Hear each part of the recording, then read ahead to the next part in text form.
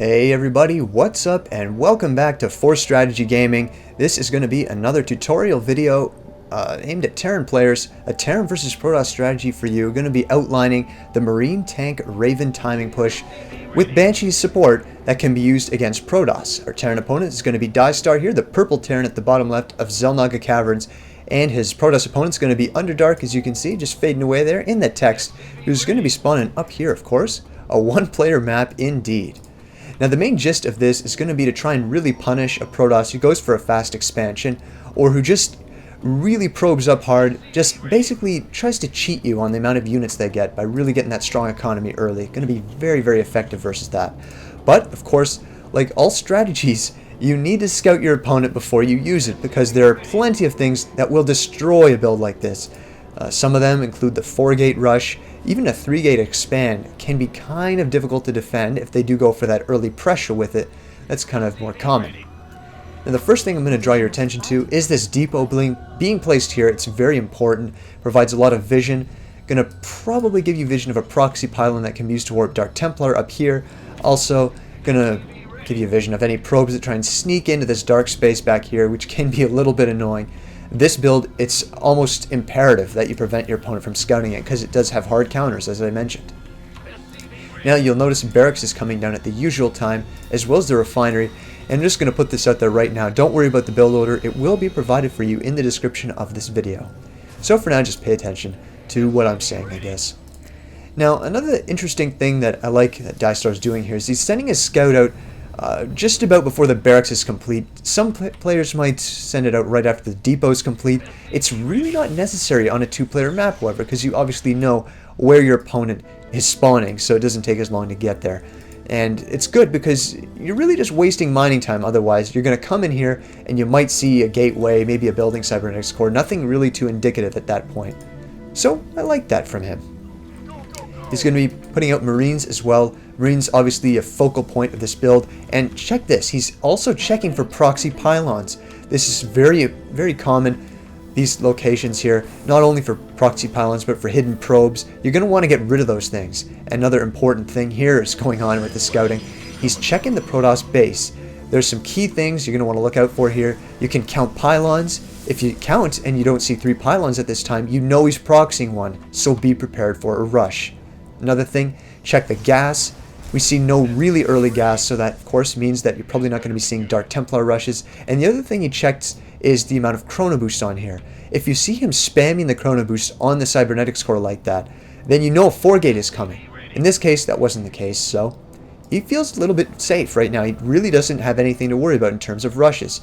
So that's going to allow him to tech up. This factory came down immediately at 100 gas, and this second refinery comes out at the same time as the factory.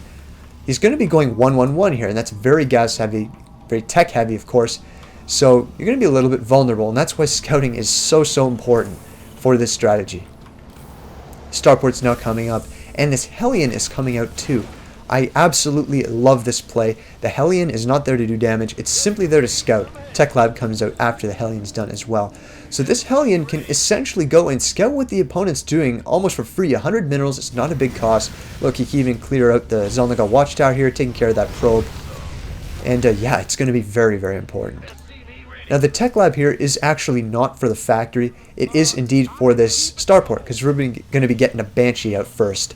Not going to be investing in Cloak, however. And the second Barracks comes out at this time as well. This is something I've really dabbled in myself, this kind of 1-1-1 play. Really like it. It's so strong if you can catch a Protoss opponent off guard. So the Hellion is now coming in, and this is absolutely essential what comes here. He sees the expansion. That's all that Dystar needs to know at this point. Seeing that Expo is absolutely huge. This strategy, he now knows it's full force, going to work. It's going to be extremely powerful too, since obviously 400 minerals, that could have been 4 Zealots. That's a lot of units that Protoss is passing up right now. So, obviously, if we hadn't seen an expansion, we would have been a little bit worried. A little bit worried indeed. But, since we do see it, no need for a bunker. Probably not going to be putting pressure on us. And we can now safely get these siege tanks out. Now, the Banshee is here for a number of reasons. Obviously, you can kill probes with it. Oh, also note the Raven comes out right after that. And SCV production is, of course, constant, as well as Marines. A reactor was placed on that barracks as well. But as for this Banshee, it serves a very crucial role. In fact, it's probably the most important unit in this rush, aside from maybe the Raven. What it does is it forces your opponent to go Stalker heavy. Stalker's obviously going to take care of this Banshee in the air. And let's just theorycraft here. What happens if he doesn't go Stalker heavy? Well, think about it. You're going to have a bunch of Banshees just raining hell on his Zealots, and that's definitely not something he wants to be dealing with. Also, Marines are great against Zealots. And yeah, the Banshee's going to come in here, do some damage. And it's great that he shows this Banshee, actually, because it's going to force an Observer to stay back here, going to force units back here. It's just very annoying to deal with this Protoss, I can tell you that. Now, also, the Banshee's going to allow this Raven to use that point defense drone. Also, look at how nice that is. Picking off that Observer, scouting absolutely 100% denied. Protoss, if we look at his vision right now, actually, Protoss has no idea this is even coming. He hasn't seen anything except the factory and the barracks there. So definitely very strong. Also, Siege Tech is now going to be researched. Meanwhile, still trying to do some more scouting with that Hellion. Very important to see what he's getting. We see Stalkers, a couple Zealots, and we don't really see those Robo units yet. But obviously, Dystar knows at this point that there is a Robo, since he did just pick off that Observer. The Banshee's now going to be coming home. Very important to save these. If you don't save him, there's no reason for him to go Stalker heavy. So it's important that you keep him. Also, keep in mind, if he does go Stalker heavy, the tanks here are just going to absolutely devastate those Stalkers. It's so effective. I'm just a big fan of the strategy altogether. So now that we have that Raven ready with the point defense drone energy, look at that timing there, as well as a couple Banshees and a bunch of Marines, Dystar feels it's time to move out. He's going to be timing this perfectly with his Siege Tech, going to get that repaired up as well, no doubt. It's what I would expect him to do. And also bring a couple of SCVs, that's kind of important. We've got a lot of mech units here, going to be very nice to just repair those up. But anyways, now you can see the engagement is coming in. Look at all those Stalkers. A normal Protoss probably wouldn't have gotten all those Stalkers if he wasn't facing so many Banshees. But in this case, he is facing Banshees, so he needs them. And now look at how effective these siege tanks are going to be. The Marines can pretty much take care of anything else, and your main goal is going to be to target that Immortal with the Marines. That's the biggest threat to your army right now. Force field's not going to do too much versus your tanks. So, as you can see, he's going to try and move around, but the Hellion actually was scouting there, as well as a Marine at the Zelnaga to just keep tabs on where this army is. Positioning with siege tanks is of the utmost importance, as you probably already know. So it's so important that you have good vision over all these areas. Now he's caught a little bit unsieged here, but look, the point defense drone is dropped. The Marines just go to town on the Stalkers. The Immortals focus fired, as you can see right there, leaving 2 tanks there to just absolutely devastate the rest of the Stalkers. And Protoss is forced to back out. Now your main goal with this push is going to be to take out that Expo. But even now, without taking out the Expo, look at the damage that's being dealt here. He's clearly just really absolutely demolishing everything that's coming out, and at the same time he's setting up an expansion of his own. That's so important. He's using this pressure as an opportunity to expand himself. It's a very impressive play. And also notice how the SCVs repair that Raven. Like I said, the Raven is the focal point here. Now, as you can see, sadly we did not have vision of that, so his units came from behind and managed to snipe the tanks, and that's going to pretty much spell the end for this rush. These units might as well do as much damage as they can while they're here, so he's going to be taking out a few probes, hopefully taking out a few Stalkers as well, and it doesn't really matter. You've done so much damage, and if you don't believe me, just take a look at the units lost tab. As you can see, Terran way ahead. That you're just put at a very advantageous position.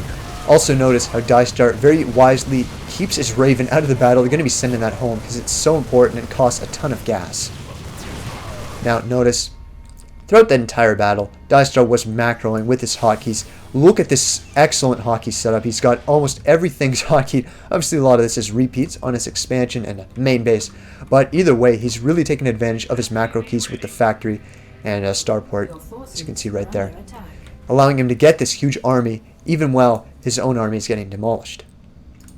So the next step from here is you're probably going to want to just add in a few more barracks. That's typically what you'll see. Also, you can start getting those upgrades for your Marines. I wouldn't recommend Stim Pack. Instead, it just takes too long. I would get the Combat Shield. The Combat Shield really will benefit those Marines a lot more than Stim Pack will without medevac support. As you can see, we can't really afford medevacs with all the gas we're dumping into Banshees, tanks, and Ravens. So, something you're definitely going to want to keep in mind. Also note, expansion is nice, up and running now. Look at the income discrepancy at this point. Because we took that opportunity to expand, we're so far ahead of our Protoss opponent. Oops, switch there. And now that he's got his army pretty much re-macroed up to a very strong size, he can push out once more. And notice, still making Banshees, still making tanks, still making Marines, and also getting that other barracks I mentioned. Going to be getting a few of them actually over here at the expansion. Also, keep vision over here. You don't want DTs suddenly warping in. That can really spell the disaster. Got to keep close eye on things like that. Going to need that engineering bay a lot sooner if he goes for something like that. So now, Xel'Naga Caverns, a great map for Siege Tank contains. As you can see, this really will benefit you a lot more than the Protoss. And going to be doing some nice leapfrogging, keeping vision on anything. The units just get shelled so fast. And look at the Banshees just doing so much damage against the Immortals. He should really be targeting the Immortal, and looks like that's exactly what he's going to do. Oh, actually, he targets it with the Marines.